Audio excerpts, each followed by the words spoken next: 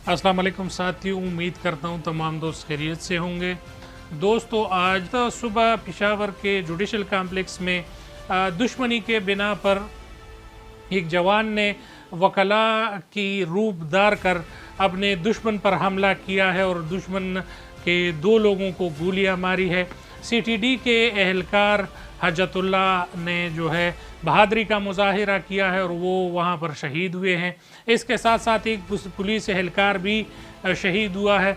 हमलावर को जो है गिरफ्तार किया गया है, जो कि एक वकील के लिबास में था और उसने ख़ुद को जो है वकील ज़ाहिर किया था, जिसकी वजह से वकील के रूप में देखकर इन पर जो है सिक्योरिटी एहलकारों ने ज़्यादा ध्यान नहीं दिया और इसी वजह से आज जो है वहाँ पर एक सीटीडी एहलकार की जान गई है और इसी तरीके से 2 मुखालिफिन को भी इनकी गोलियाँ लगी है।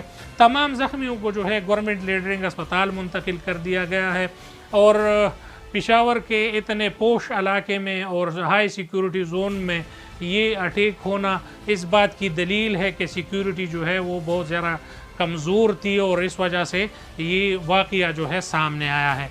इसी वजह से सीसीपीओ पेशावर और एसएसपी पेशावर ने मौके पर मौजूद तमाम पुलिस एहलकारों को जो है वाक़या का नोटिस लेते हुए इंक्वायरी शुरू की गई है और इसी असना जो है वहाँ पर तमाम मालूमात और तमाम सिक्योरिटी ऑपरेशन जो है वो जारी है।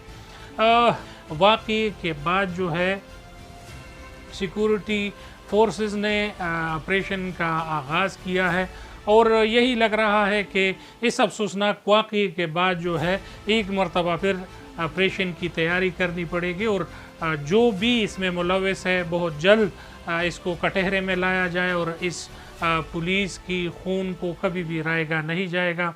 इंशाल्लाह इस हवाले से और न्यूज़ के हवाले से हमारे चैनल को लाइक करें, सब्सक्राइब करें और बेल का आइकन दबाएं। बहुत शुक्रिया। अस्सलाम।